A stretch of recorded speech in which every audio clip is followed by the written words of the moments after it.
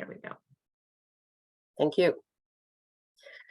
Okay, good evening, everyone. I appreciate you taking the time to learn about the vacant unit tax. Many people were surprised to get a notice. This is something that is coming up for next year. The notice you got was a preliminary notice just to let you know what's happening for 2023. But I'll let staff explain that. So first, I just want to welcome you and do Indigenous land acknowledgement. I wish to acknowledge that Ottawa is located on unceded territory of the Algonquin Anishinaabe Nation. I'd like to honor the land and the peoples of the Algonquin Anishinaabe Nation, whose ancestors have lived on this territory for millennia and whose culture and presence have nurtured and continue to nurture this land. Thank you. So what I'm going to do is pass it on to Lance Noack and his team. This is all staff and from finance at the City of Ottawa. And I believe they have a presentation. So I'll put myself on mute and we're all going to listen to the whole team. Thank you very much, Lance. Great, thank you, Councillor.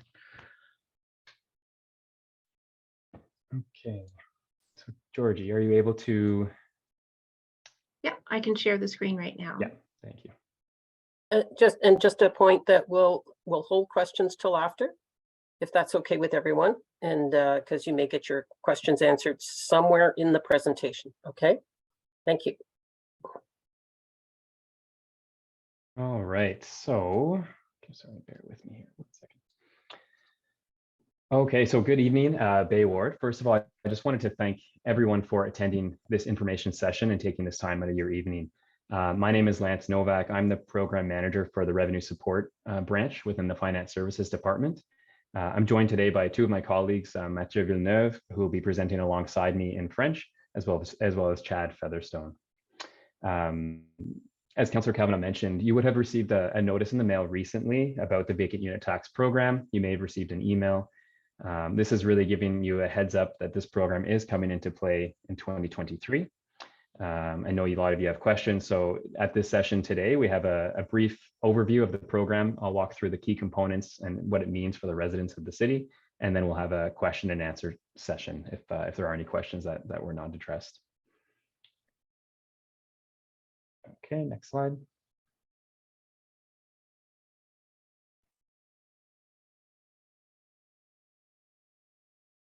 Thank you.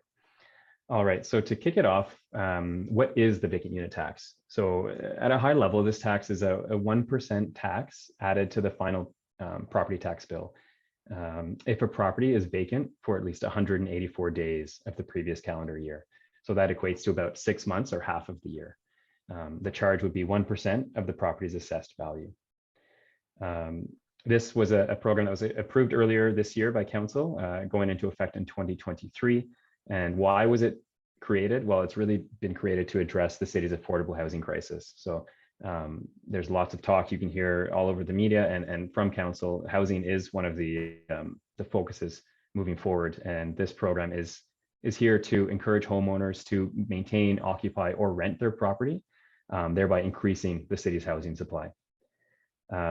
All proceeds, so all of the revenues that are generated from this tax, all of the proceeds are being entirely directed towards the city's affordable housing initiatives. Over to you, Matt. Perfect. Thank you, Lance. Bonjour tout le monde. Je voulais juste vous remercier de venir et participer à notre présentation d'impôt sur logement vacant.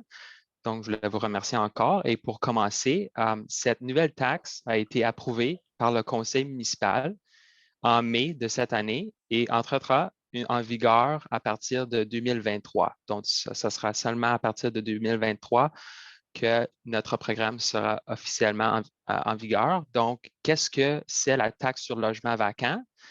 La taxe sur le logement vacant est une taxe de 1%. Donc, cet impôt de 1% est de la valeur d'évaluation qui vient s'ajouter sur la facture finale des taxes si le logement est inoccupé pendant au moins 184 jours de l'année civile précédente. Donc, pour nous, ce sera pour l'année 2022.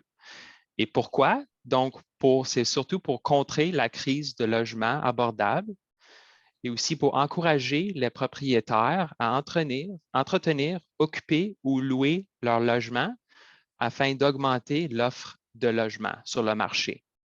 Les recettes du programme servent à financer des initiatives de logement abordable pour le futur pour notre municipalité. Back to you, Lance. All right. Next slide. So continuing on about the vacant unit tax and really what is a vacant unit tax, is the declaration component is something that you've heard a lot about. So homeowners must declare the occupancy status of their properties annually, beginning next year and really next month for the previous calendar year. The mandatory declaration option was the preferred option and the option that staff had reviewed and deemed to be the most effective. When putting together this program, staff reviewed several residential vacant unit tax regimes globally, and they concluded that the mandatory declaration is both the most effective in terms of achieving the objectives of the program and also the most equitable in ensuring that all property owners are treated fairly. Important note about the vacant unit tax is it does not apply to a principal residence. So if that home is your principal residence, you will not be charged the vacant unit tax. However, it's important to note that a declaration is still required. So for example, if you've traveled or left the city for an extended period of time, that property is still your primary residence, the vacant unit tax does not apply. The property declaration data is really the backbone of the vacant unit tax program, and it's critical that each homeowner complete this annually. Thank you, Lance. Perfect. So, alors, qu'est-ce que l'impôt sur le logement vacant? Donc, pour vous, à compter de janvier 2023 à la nouvelle année, tous les propriétaires d'immeubles résidentiels devront remplir une déclaration indiquant l'état d'occupation de leur propriété au cours de l'année précédente. Le personnel a examiné plusieurs régimes d'imposition des logements vacants à l'échelle mondiale et on a conclu que notre programme de déclaration obligatoire était l'option la plus efficace et la plus équitable pour tous les gens de notre municipalité. L'impôt sur le logement vacant ne s'appliquera pas sur une résidence principale, mais une déclaration est tout de même requise. Donc, essentiellement, la taxe sur le logement vacant ne s'appliquera pas à un logement qui est utilisé comme résidence principale par quelqu'un, même si cette personne a voyagé ou a quitté la ville pendant une longue période de temps. Les données de la déclaration de propriété sont essentielles à notre succès de programme de la taxe sur le logement vacant. Il est essentiel de chaque année que les propriétaires remplissent ce formulaire pour que cette donnée nous aide à rendre notre programme plus efficace. À toi, Lance. All right, next slide, please. So continuing on to talk a little bit about the declarations some more. So who must make a declaration? You're wondering if this applies to you. So all residential properties with up to 6 units are included in the scope of the vacant unit tax program. This is really governed by the legislation in the Provincial Municipal Act, which gives the city the authority to implement a vacant unit tax program. Those properties are determined by the property code, which is assigned by the Municipal Property Assessment Corporation. So that's the same entity that does your property valuations used for your property tax. So every property which falls in this category, so every eligible property owner will be receiving a notice either by mail or email, depending on how you receive your tax bill. Either recently you've received one recently in November and you'll receive another notice in January. So going forward, these notices will be going out in January of each year, and it will include all the information that you need to complete the declaration. We'll get a little bit more into how that declaration works coming up, but it's important to note the declaration deadline is March 16th, 2023. That coincides with the due date of your first tax bill of the year. So we'll have reminders going out and communications going out around that. There's also a late declaration period. So if you miss that deadline, there would be a late fee which would apply, but you can still declare until April 30th, 2023.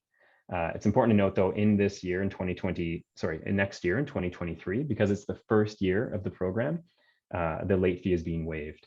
So there is an extended period to complete the declaration next year. And really, this is the most critical piece. I'm really hoping folks take away from the session today is the need to declare. And that's the message that we're really trying to get out to the public. Matt, over to you. Perfect. Thank you, Lance. Alors, qui doit déposer la déclaration? Donc, les propriétaires résidentiels comptant jusqu'à 6 logements sont inclus dans le programme de taxe sur logement vacant, déterminé par le code de propriété attribué par la Société d'évaluation foncière des municipalités. Ceci est aussi entre noms comme MPAC. Les propriétaires admissibles recevront en janvier un avis contenant toutes les informations nécessaires pour remplir leur déclaration. Les déclarations doivent être soumises au plus tard le 16 mars 2023. La date d'échéance pour les déclarations tardives est le 30 avril. Et comme Lance a décrit, cette année, pour la nouvelle année de 2023, la date d'échéance tardive, il n'y aura pas de frais si jamais la déclaration est envoyée. Cependant, pour l'année 2024, à la date d'échéance, il va y avoir un frais ajouté. Donc, ceci est l'information donc pour si jamais vous voulez déposer la déclaration. À vous, Lance. Merci. All right. How do I make my declaration? So the primary method to complete your declaration is using an online form. This has been designed to be extremely simple and not take up much of your time. So this online form will be available in January by going to ottawa.ca/VUT.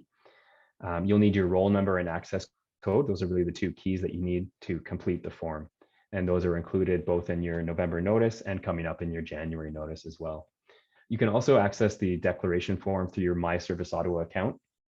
You may or may not have heard of this, but you can register your tax and water bill really with your My Service Ottawa account. You get your full bill history. You can get your bills, email notices for your bills. And if you do this, you can quickly declare as well. You won't have to input your roll number or access code. You've already made that connection with the My Service Ottawa account. So that certainly is likely the quickest way to do it. The form that is being developed is accessible. It's AODA compliant. It is also responsive, so it can be used on your laptop, on your tablet, or on your phone, whatever device that you use most often. Perfect. Thank you, Lance. Alors, comment dois-je remplir ma déclaration? Donc, le formulaire en ligne est facile à remplir et sera publié chaque année pendant la période de déclaration sur notre site web à ottawa.ca/ILV. Et la déclaration peut prendre un maximum environ 2 à 5 minutes. Donc, c'est très rapide. Il y a très peu de problèmes à remplir une déclaration. Vous pouvez aussi soumettre votre déclaration en ligne sur votre propre compte de Mon Service Ottawa. Ceci est aussi une option alternative qui est très rapide aussi à faire votre déclaration. Le formulaire en ligne sera conformé à la LAPHO, donc la propos de la loi d'accessibilité. On va aller plus en détail à la suite, mais au moins elle conforme à cette loi. Le formulaire sera disponible aussi sur tous les types d'appareils électroniques. Donc, si vous aviez un ordinateur, un portable ou une tablette ou même sur votre téléphone, pour faire la déclaration, c'est accessible à toutes ces options. À vous, Lance. Okay, thank you. So in addition to the online form, there are accessible options for those who perhaps need assistance in completing their declaration, or if you don't have access to the internet. So to access those options, you can call us by phone at 613-580-2444. In January, there'll be a dedicated vacant unit tax line at that phone number that you can call, and you can actually complete your declaration over the phone at that phone line if you wish. You can request a paper form, and you can also book an in-person appointment if you wanted to come in and speak with someone about completing the declaration. So that phone line is really being set up for anyone who needs assistance or has any questions about this program, knowing that it is a new program. So I just want to stress that that is available. That's there for anyone who does need assistance. Yes. Over to you, Matt. Perfect. Thank you, Lance. Alors, les options accessibles, donc comme j'avais parlé d'avant, les options accessibles sont de suite. Donc, des options accessibles seront offertes aux besoins à quiconque qui n'a pas accès au réseau d'Internet ou a besoin d'aide pour soumettre une déclaration. Donc, si vous nous appelez par téléphone à notre numéro, à le 613-580-8833, 2444. On va être capable de vous aider par téléphone à faire la déclaration avec vous. Et en papier aussi, on a accessible. Donc, si vous nous donnez un coup d'appel à le même numéro, 613-580-2444 pour une demande pour le formulaire, ceci est accessible aussi. Et ensuite, en se présentant sur rendez-vous au comptoir des services de recettes à notre office, est aussi une option disponible pour vous. Donc, si jamais vous avez des questions, vous pouvez toujours prendre un rendez-vous avec nous et on sera toujours capable de vous aider avec vos questions le plus tôt possible. À vous, Lance. Okay. Lastly, there are exemptions that do apply to the program. So some of you may have some questions around some unique circumstances that you may that your property may have fallen into. So these exemptions do apply in the program, and I'll just read them out now. So if there was the death of a registered owner, if the property owner is in a hospital or a long-term care facility, if there was arm length sale of the property, if there's a specific court order prohibiting the occupancy or the sale or rental of the property, if the property was undergoing extended renovations or construction, which prohibited occupancy, that's the key component there, and if it was used as a cottage rental with a valid permit. So these exemptions would mean that the property would not be deemed vacant. However, it's important to note you still have to declare. So you need to complete that declaration form, and these exemptions are on that form as an option. Parfait, thank you, Lance. Donc, y a-t-il des exemptions quand ça vient à faire notre déclaration pour votre propriété de logement? Donc, les logements inoccupés pendant au moins 6 mois feront sujet de cet impôt, sauf si l'inoccupation est due d'une des exceptions suivantes. Donc, le décès d'un propriétaire enregistré, un propriétaire du logement qui est hospitalisé ou séjournant dans un foyer de soins de longue durée. Il y a aussi vente de logements sans lien de dépendance. Il peut y avoir aussi une ordonnance judiciaire spécifique interdisant l'occupation, la vente ou la location du logement. De plus, en cas de lequel le logement a subi d'importants travaux de rénovation ou de construction. Et ensuite, en cas de laquelle le logement a été servi d'un chalet locatif, donc une location de courte durée, pendant au moins 100 jours avec un permis valide. Donc, ceci sont des exceptions que lorsque vous faites, vous inclure votre information avec la déclaration, ceci seront des exemptions que votre propriété ou que votre logement peut être en vigueur avec. Merci, Lance. Okay, thank you, Matt. So that wraps up, that brings us to the end of our overview of the vacant unit tax program. I did want to make note that there's a couple resources here if you are looking to seek more information. So ottawa.ca/VUT is the website, or ottawa.ca ELV is the website in French. And on that website, you can access the report, which gives a little bit more background in terms of some of the research and around the recommendation of the vacant unit tax program, as well as the bylaw and other information on the declaration process. If you have any specific questions, perhaps about your property, I'd encourage you to either call us at 613-580-2444 or send us an email at VUT_ILV@ottawa.ca. And that information is all, that email address is on ottawa.ca/VUT as well. We've been responding promptly to emails, so by all means, please reach out through that channel if you'd like. Okay, thank you very, very much, Lance. It's a good base, but we got lots of questions. So I see them popping as I'm speaking, so yeah. I'll do my best not to get distracted. Okay, I'll start off with Mark's iPhone. On what legal foundation is this tax based, and where is the legal framework that allows the city to impose such a tax? Municipal Act, Provincial Act, and is this tax currently challenged in court? Please specify. So Lance, maybe I'll jump in because Sure, you were presenting, and I had the advantage of pulling up the actual legislation. So it's under section 338.2 of the Municipal Act 2001. Municipalities can impose tax on the assessment of a vacant residential unit by way of a bylaw. that bylaw was passed in May this year. And the minister, by regulation, designated the City of Ottawa as having this power on May 3rd, 2022 by Ontario Regulation 458/22. Very technical, but Yeah, a and I huge- can add to that. Sorry, so one of the components there was, I believe, what other cities have applied this program, and I can tell you that the City of Toronto is also rolling out a vacant unit tax program under the same legislation. We've been in close contact with City of Toronto. Theirs is launching in 2023 as well, obviously facing similar challenges as the City of Ottawa. They are also following a mandatory declaration. So I think the awareness and the questions around this will, I think, be common over there as well, but I'm hoping that perhaps assists us a little bit in the public understanding of the program. And Hamilton was approved with the same regulation that we were, so they were approved to impose a tax as well. Sorry, I'm having trouble reading the chat. So if you guys have access to it, you can just go ahead. Oh, Sure. there. We Sure. Okay.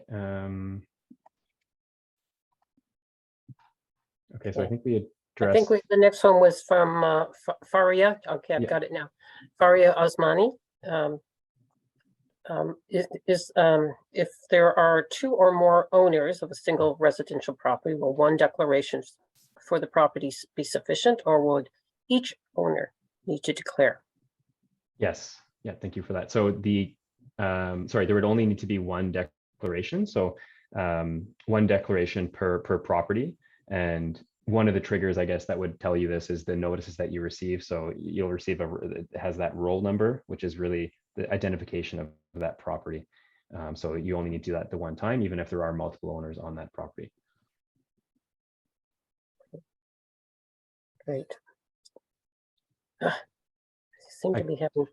I'll read the next one if that's all right. Yeah, go Yeah. ahead, because my scroll function is not working. No problem. Your mouse is working overtime from council. Yeah. Okay, so Anna, you had asked, were the citizens of Ottawa consulted before council voted on the VUT program? Yes, so the VUT wasn't rolled out in one fall swoop. There was sort of two iterations of a preliminary report to council in which council directed staff to continue developing this program, and then the final report, which was approved earlier this year in March. So you can access that report on ottawa.ca/VUT. Between those two events, there was a public survey that was conducted. Yeah, Lance, February 22nd, 2021 to March 31, 2021. So, okay, thank you. So for about a month and a half, that survey ran. I don't have the results in front of me, but there was three approaches to the declaration that were presented in the survey. There was the mandatory declaration, a voluntary declaration, as well as a complaint-based enforcement. So the survey provided a little bit of background on that. The public feedback supported the mandatory declaration as the most favored approach. Chad, I don't know if is there anything else you can add to that survey?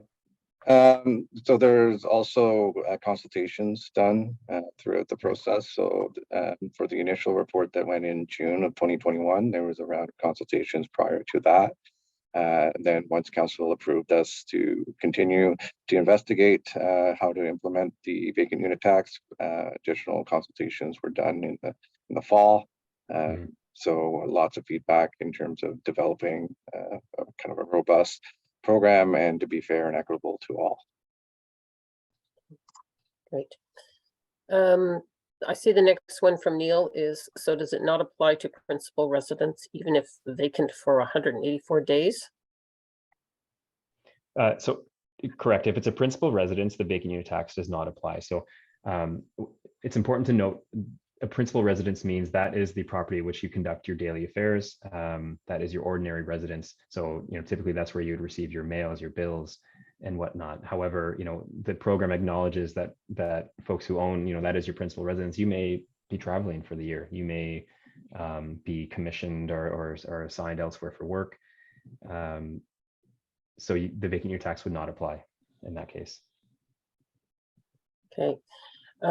Peter's asking if one's principal residence and granny suites or secondary dwelling within one's principal residence are not subject to VUT, then why not send the VUT notice only to those where the city records show the individual owns more than one property?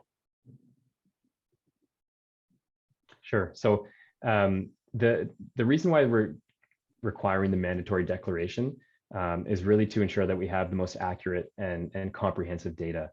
The city, we can't reliably track ownership in terms of who owns a property. Perhaps you own a property in Ottawa, perhaps you own a property outside of the city in another country. So that is where it gets complicated and where the other initiatives sort of fall apart. And that's where the mandatory declaration has proven to be effective.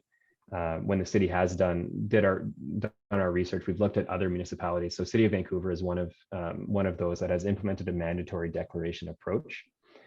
They've been running this since about 2017, and it's proven to be effective in reducing vacancies and also generating revenues that can be used towards affordable housing initiatives.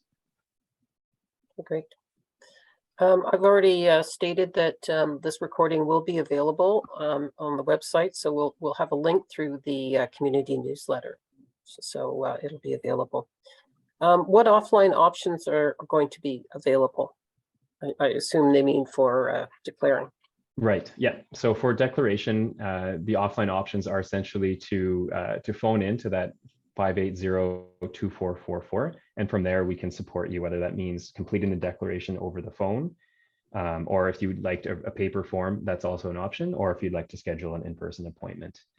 I think part of the challenge is not having gone through this declaration process before, and unfortunately I can't demonstrate today, but the form is very simple. So especially if you are a principal owner, you're essentially just checking a few boxes, inputting your roll number and access code, and submitting your declaration. So there are more information needed for different scenarios, but it truly is a simple declaration process. Scrolling back here. This question is just for clarification. A residential property with up to 6 units includes a single family unit home? No separate units within the home? Sorry, let me just think about that for a minute. Correct. Yes, it does. Sorry. So a residential property. So this could be a single detached home. It could be a duplex. It could be, a multi-unit, a 4-unit residential property. So it's any combination of those. It could be a condominium unit. Those are the properties which are eligible to be taxed under the vacant unit tax program, which is governed by the province in that municipal act, that component that Chad spoke to earlier. So all of those types of residential properties are what's included in scope. And those are all of the folks who have received a notice by mail or email notifying them of the need to declare. Okay, I got a comment sent to me that the bylaw could be confusing for some people in terms of defining properties up to 6 units. So perhaps that should be looked at to make sure it's clear. What other Ontario municipalities have the same tax? I think you went over it, Toronto and Hamilton, and do they declare mandatory declaration? Right. So Toronto and Hamilton are the two leading municipalities introducing it. I know Toronto is in 2023. Hamilton, I don't believe they're going in 2023, but they are all looking at the mandatory declaration. What level of transparency can we expect from the use of the collected tax? Will we see where every dollar is spent? I'll start with that question. Sure. Yeah. So just speaking on transparency for a moment, that is something that was clear when council approved this program, is that they do want the team to report back. This is a new program for the city, and we are really trying to take action in addressing the housing issue in the city. So this is a program that we feel will achieve that. We'll be reporting back with information in terms of how the public completed the declarations, how many vacant units we've found out in the city, what the change has been year over year. So that reporting will be happening regularly to council, and there's ongoing discussion on that actually today. Will we see where every dollar is spent? So, I mean, yes, the city is transparent in our spending, and the money that is going towards the city's long-term housing initiative. Chad, do you know the name of that? My apologies. I can try to pull it Put up you on in the spot report. there, sorry. It gives me too. But yeah, there's a 10-year long range affordable housing strategy, and money that net proceeds from this program will fund capital programs within that long range plan. And so instead of using debt to fund new buildings, these revenues that we do collect will offset the cost to taxpayers for those capital programs. Why are units that are for sale or rent but vacant not exempt from the tax? These units are part of the available housing supply, so the tax doesn't make sense for them. So there is an exemption, just to speak. One of the exemptions does exist for when a sale has occurred.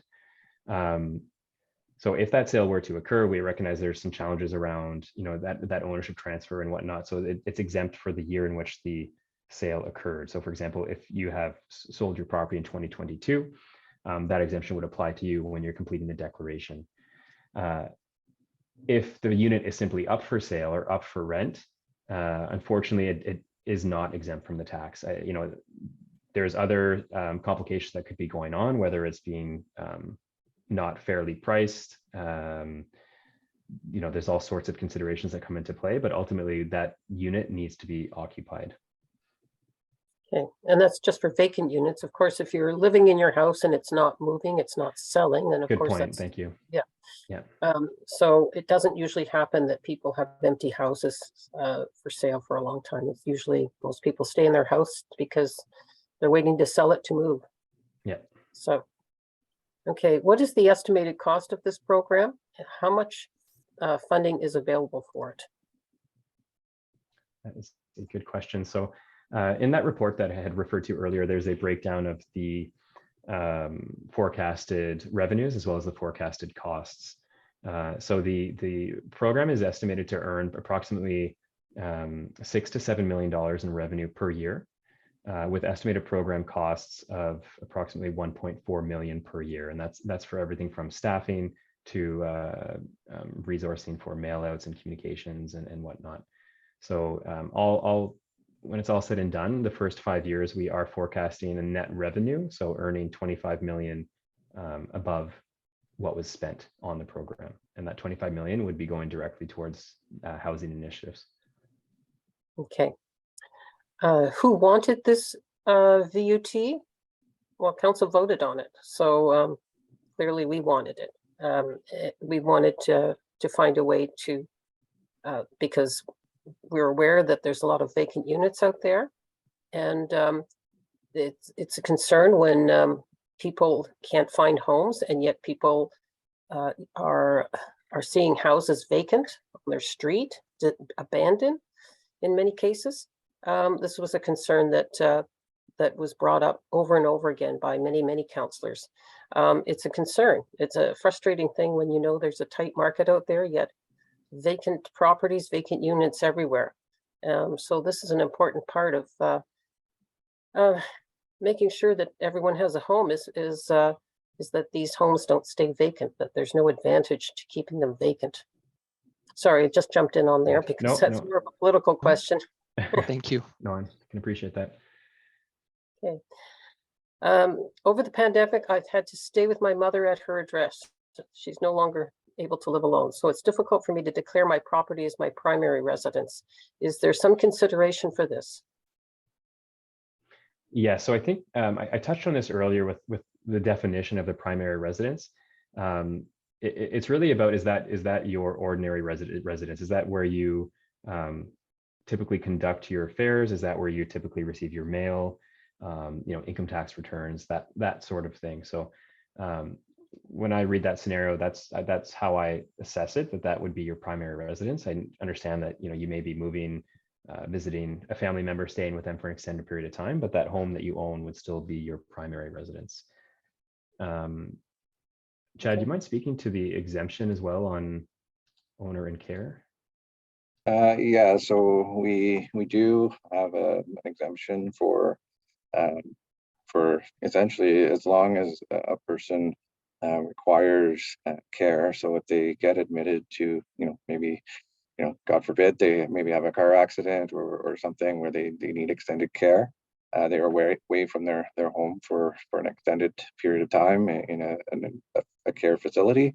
They can claim an exemption for that, and they could have their regular mail, forwarded to the care facility, those types of things. So I know in Vancouver, they actually have a limit of 2 years for a long for this exemption, but Ottawa, we've extended it for as long as the person needs it.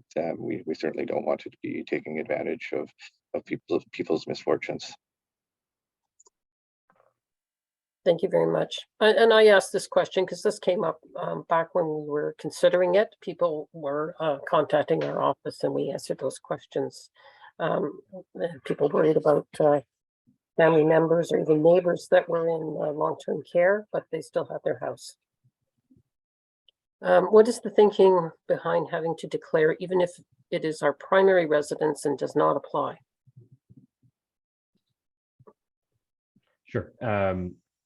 So I can speak to that. I touched on that a little bit earlier, but the reality is that we need to gather as much information as possible. We need to have up-to-date information in order to make these decisions. And after researching the other options, which included the voluntary declaration or complaint-based declaration, those weren't sufficient in achieving the objectives of the program. So the mandatory declaration ensures that we have a full comprehensive view of the property's occupancy, and that we can make a decision on that. There are some complexities that happen that exist with the other options. So, for example, if the primary residence doesn't change and they didn't have to declare, well, there's scenarios where the owner may forget to update the occupancy status. We can't reliably track if they're renting owning a property in another city. They may not actually be residing in the city.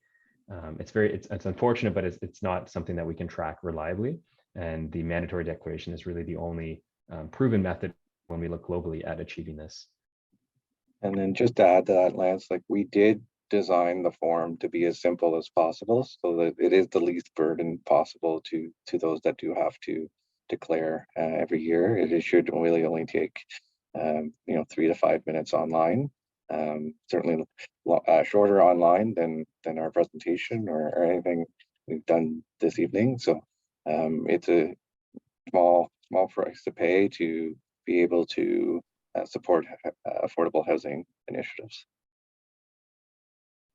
When is the earliest date that that somebody can complete their declaration? I like that question. Yeah, so the first week in January is what we are targeting to have that solution up. It's obviously a little bit challenging with the Christmas period. We're working with our IT team right now to get that available as soon as possible.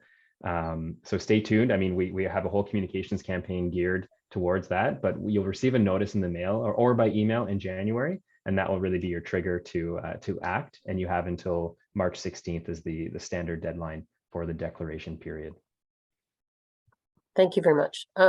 Why can't Ottawa Hydro and Ottawa Water report on units or properties with little or no usage rather than have everyone completing a form each year? Mm-hmm. This was brought up, and this is something that was discussed in developing the program. I mean, the reality is that data, although that data exists, I mean, for one, Ottawa Hydro is not something that within the city that we have we administer. But there are privacy laws that exist that prohibit the use of data for different purposes, and rightfully so. So we can't just pull data from Ottawa Hydro, Enbridge, whoever it may be, and try and make these determinations. That's part of the reason why we do need to gather those mandatory declarations. There are some other components to the program. So there is an audit component to this, to the vacant unit tax, which will be used to ensure that we are getting accurate data from residents. And as well, there is an appeal process as well. So sort of the flip side to that, if someone feels they've been wrongfully deemed vacant, there's an appeal process that residents can follow to escalate that with the city.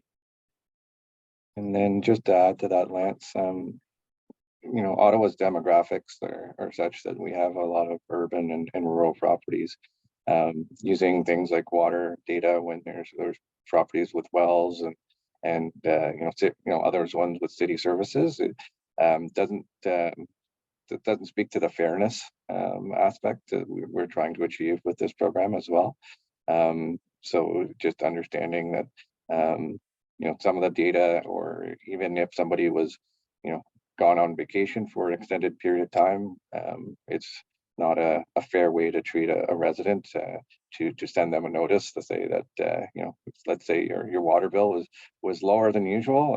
It's not a reason for the city to target them for to charge them an extra tax or deem it vacant. Yeah, so it's a tough one. Thank you very much. Did Councillor Kavanaugh vote for VUT? Yes, I did. I heard from residents in almost every neighborhood complaining to me about vacant units, sometimes on their street, basically abandoned. And it bothered them a great deal. Of course, they were a nuisance because they weren't cared for. But the very fact that a nice single family home has been left to just stay empty really upset people. And I got that.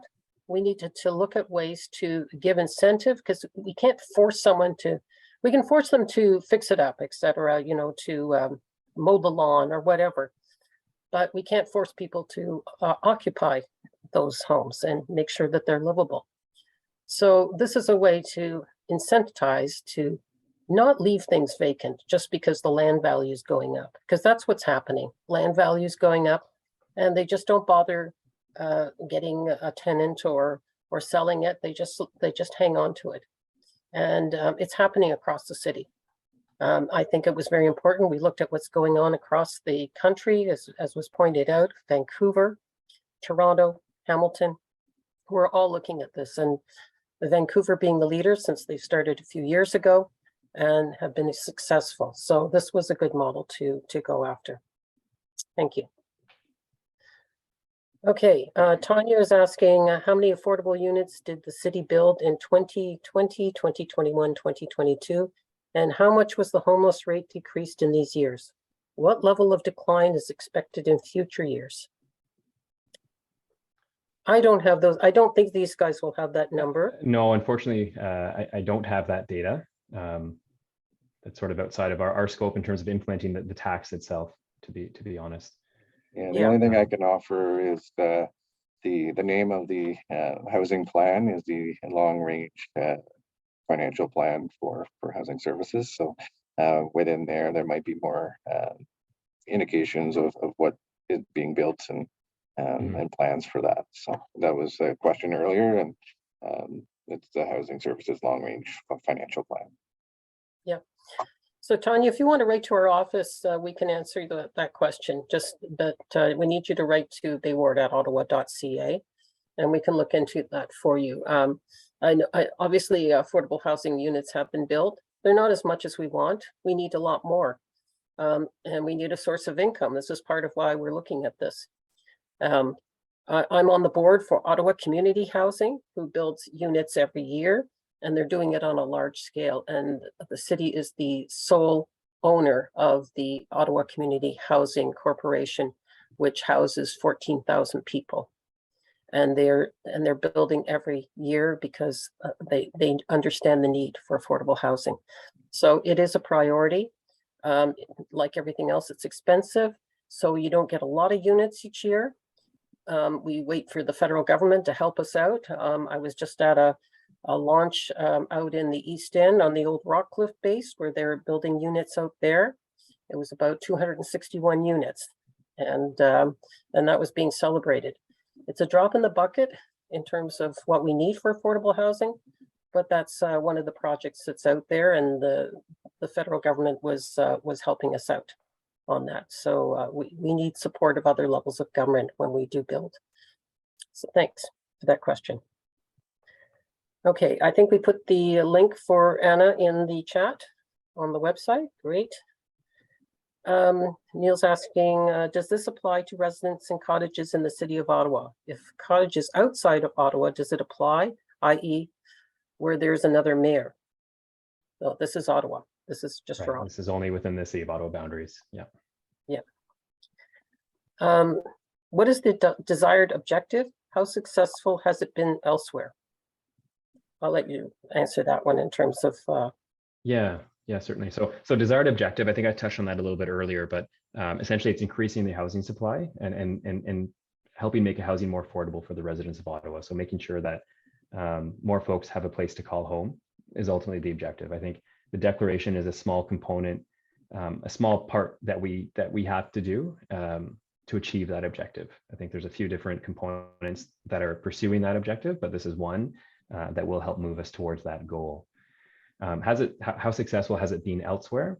So really we look at the city of Vancouver in terms of what impacts they've seen, and similar to how we've commented about reporting back to council about successes and challenges of the program, the city of Vancouver has been open in reporting back to their council as well. So they have been very successful with the program in the sense of their targets, their revenue targets have been exceeded.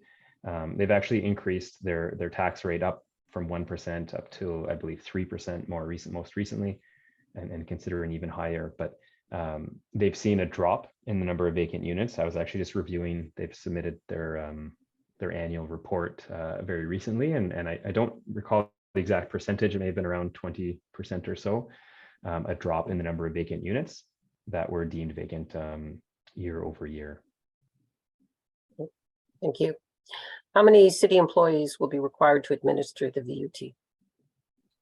So in total, and this is included in the report, there's a total of 13 positions that were approved by council in order to administer the program. So those positions cover a variety of responsibilities, both technical in terms of designing and implementing the solutions for the program, working with different stakeholders. We have communication staff, as well as staff who will be running that audit program and that appeal program that we spoke about. Okay. Thank you. Someone named Owner, never heard of the survey, and how was the survey done? Yeah, Chad, do you mind taking this one? So the survey actually was before I had started, but it ran from February 22nd, 2021 to March 31, 2021, when there were, just trying to look it up, there was about 3,400 responses to the survey. Still trying to search it. So I know the in the survey, so it was advertised through the property tax bill that would have gone out in February of that year. So there was an insert that was included with your bill, and a link to that bill if you receive your email if you receive your bill by email. I believe it was also advertised on our water bill as well. So those are really our main mechanisms. And there was also some online social media campaigns trying to drive traffic to that survey. Okay, thank you. What will be enforced and how will it be enforced? I'll give an example. What if somebody basically doesn't tell the truth and says that somebody's living in a place when it's clear that it's vacant? Mm-hmm.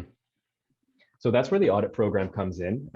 So there is, the city does have the authority to audit property owners. And essentially what this means is if we detect or whether it's through a specific audit campaign that there is a likelihood of fraudulent activity, the auditor will request additional information from the property owner. So without going into too much detail, that is a critical component of the program. And that's something that that we are taking lessons learned from Vancouver on, and the enforcement. So there is a bylaw fine as well. So if there is false information provided through the declaration, a fine of up to $10,000 can be applied. So it is quite severe. So that is, unfortunately included on the declaration. We do need folks to be truthful, and the audit program will come in to really make sure that we get that accurate information. Thank you. How much revenues are you expecting from this tax? How much to manage and how much versus how much to manage the VUT program? Yeah. So I'll just, I touched on that earlier, but the revenues are approximately 6 to 7 million per year that we're estimating, and that's based on an estimate of 0.5% of the residential units being vacant. So time will tell in terms of where we land. And the costs are approximately 1.4 million annually. Over the first 5 years of the program, which we forecasted, that will result in 25 million in net proceeds. So that's the money that's really been raised and will be shifted towards affordable housing initiatives. Okay.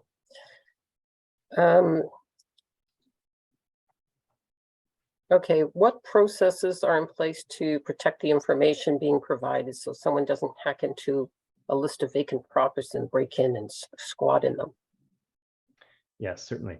So that's really where our IT stakeholders come in.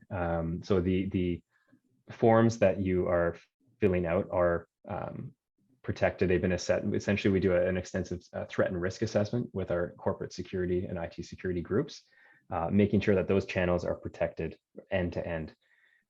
So your data is safe in accessing that portal and submitting that data, and both stored in the city as well. Without getting into the technical sides of it, I can assure you that we've done an exhaustive review of that program, and it's following the city's best standards used with other initiatives across the city as well. Thank you.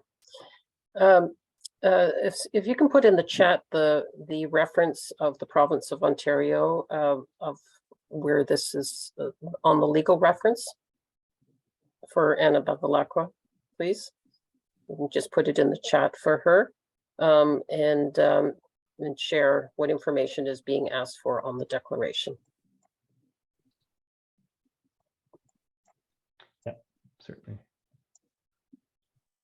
Matt, would you be able to do that? Yeah, so we're at Tanya's question. Yeah, or Chad. I think Chad, you were the one who pulled that up. Yeah, This yeah. This was Anna Bevilacqua asking if you could put in the chat the reference you were reading. Yep. On the Ontario, because it's the province of Ontario, legal reference of can we do this tax? Can we implement this? Yeah. Okay, and then everybody can have it. Thank you. Okay, we already answered that. Is there any conflict with STR bylaw? I'm not sure what STR bylaw. Am I blanking out here on the acronym there? Short-term rental. Short-term rental. Short-term rental, pardon me. Yes, so maybe I'll jump in on that one. So the short-term rental bylaw does allow for rural properties to get a permit and be able to rent out their properties. So that was the consideration in developing the short-term rental exemption, so that we could make sure that the city's bylaws and policies all make sense, that if you are allowed to in an area where you're allowed to have a short-term rental, that if you are permitted to do so, then you can submit an exemption for the short-term rental with this bylaw. So if it's permitted by the short-term rental bylaw, you have an exemption for the vacant unit tax. Okay, thanks. If you have a 4-season cottage for personal use in Ontario and it is vacant for 184 days, does it apply? Does the tax apply? Yeah, so it's a little difficult to answer that question without knowing the property in question, but it goes back to the property code and whether it's assessed as a residential property. If it truly is a residential property and it's been vacant for over 184 days, then yes, the vacant unit tax would apply. Of course, if it's outside of the city, then no, it would not. Anything outside of the city boundaries is not included in this program. Okay. I'm gonna try and get through the questions as quickly as we had this scheduled for an hour, and we'll try and wrap up. So please, if there's any further questions, please send them to our office and we'll get them answered. I think Yeah. we've pretty well got. I'd like most to of add as them answered. well, the VUT_ILV inbox as well. If you, especially if it's a specific question about your property, reach out to that inbox. It's also listed at ottawa.ca/VUT. We are responsive on there, and we're very happy to have that conversation and respond to your questions. Okay, thanks. Okay, I think some of these are, how much money do you expect to collect minus the cost of the administration? I think you said the cost, but if you want to just make the plus and the minus altogether, Yeah. So over the first shoot, I lost it. Over the first 5 years, the program will generate 25 million in net revenue. The total estimated program costs over the first 5 years are 8.1 million, with estimated revenues being 33.3 million. So that 25 is the net component. Okay, thank you. Tanya's asking, I understand you want units to be made available for rent. However, landlords are losing 20,000 plus due to tenants not paying rent, etc. Additional cost. Okay. How is this being taken into consideration?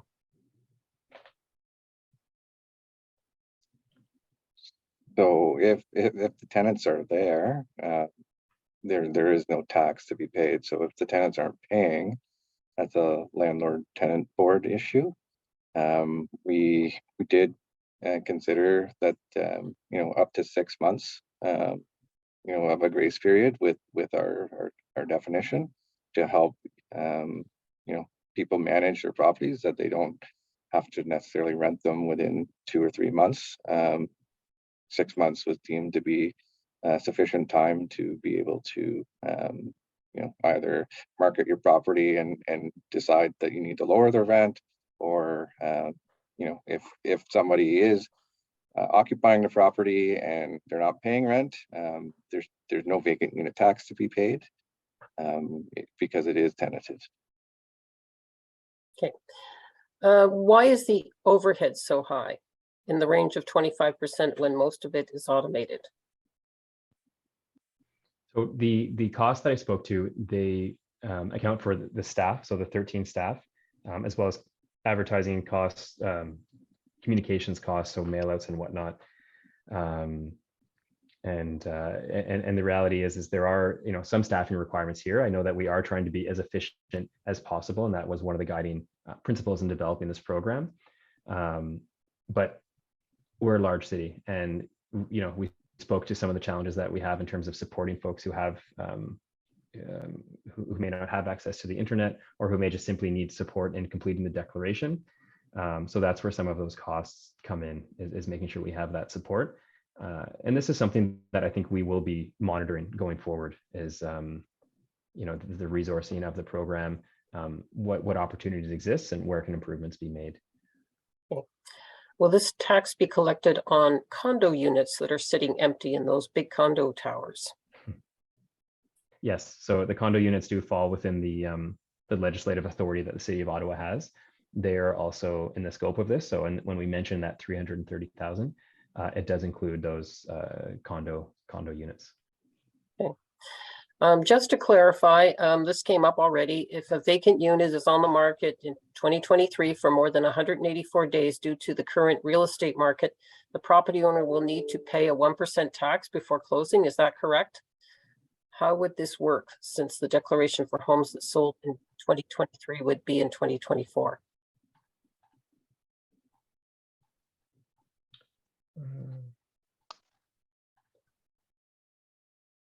Sorry, Chad, I didn't quite catch that one. Yeah, I'm just trying to make sure I'm understanding all the details, but if a property was vacant for 184 days, it would be subject to the tax. We have instructions on our website for real estate agents, lawyers, and different people to have a look at, because upon closing, there could be a liability for a buyer that they may be unaware of, that their lawyer should be kind of vetting to make sure that the declaration had been completed and the taxes paid in full. And that's kind of a normal closing process, is that the lawyer would be reviewing any liens on the property on closing. So yes, there could be taxes owing on the sale. It might be up to the lawyer to withhold taxes and be more aware. And we have communicated to legal groups and posted on our website to help people understand that the potential liability that might be transferred on a sale. Okay. Anna is asking for us to share the form. Can the form be sent in advance, even if they can't send it in yet? Can we see it? Unfortunately, not today. That is something that we've been talking about in terms of communications. That's it's a trend. It's one of the questions that's been asked is I think just getting a feeling for what that form looks like. So we are going to be working with our corporate communications team in developing something that guides people, shows them what that form looks like. Unfortunately, I can't demonstrate that today. Okay. Sorry. When you can. Oh, sorry. Go Yeah, ahead. I was just going to just say, just to give just the highest level of what information we might be asking. Basically, we are asking people to enter their access code, their roll number, identify who is making the declaration. And if it's a principal residence, we will just simply ask, is this your principal residence?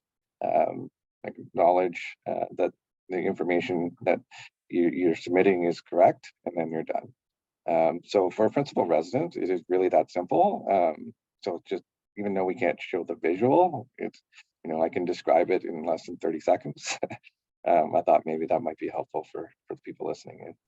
Yeah, I think that is helpful.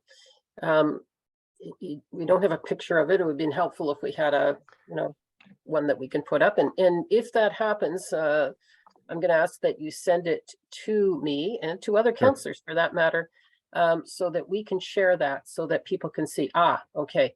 I think that will make people feel better, like, okay, I can do this. It's got the roll number, it says my name, this is not my address, whatever, that this is something I can handle. Can you make the declaration on the behalf of someone else? Yes.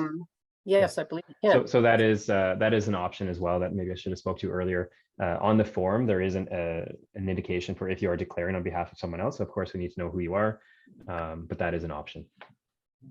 Okay, that's great. Well, that's a great help. I really appreciate it. I think we've answered quite a few questions. I get this is something that is so new to people, and it's upsetting if, what if I miss it? Actually, I'm going to ask that question because no one raised it.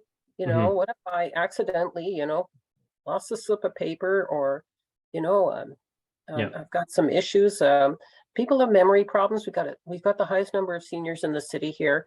Maybe someone misfiled it or just forgot. And it's an honest mistake. How do we rectify that? Yeah. So I'll walk you through what that looks like. So the declaration window opens, like as I said, January. This year it's open all the way till April 30th without any penalty. So there's no fee being applied this year. That's been waived. What would happen if you did not declare, and this is why it's really critical that you do declare, is your property would be deemed vacant. And that means that you will be charged the tax on your final property tax bill. And unfortunately, we do anticipate that to happen to some folks, and we really are going to be paying close attention to how many people are declaring and responding with communication methods and whatnot to try and get those numbers up. If that were to happen, what you would need to do is file what we call a notice of complaint, but you're basically appealing that vacant tax charge. And really what that would look like, when you go online, you can complete what's called a late declaration. So now you're saying, I missed the declaration period. I was deemed vacant, but I'm not. I'm submitting a late declaration. We receive that and we adjust the charge, assuming that everything looks good, and we agree that the property was vacant. So this year, if that were to happen, there is no additional fee that would be charged. Unfortunately, there is I suppose the confusion and that event that needs to take place to trigger that action for the declaration to be submitted. Okay, someone's asking, can it be if someone's, can the property be primary residence of a close friend, family friend, or owner? If that's truly what their property is, if that's their primary residence, then. That's right. It doesn't have to be the owner, but it must be their primary residence, right? So this is where it becomes important.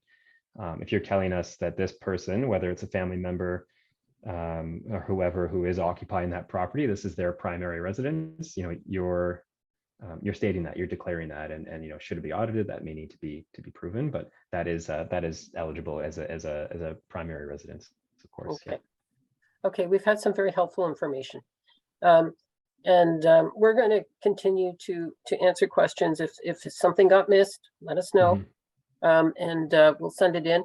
And Georgie, can we post the chat as well? Would we be able to do that?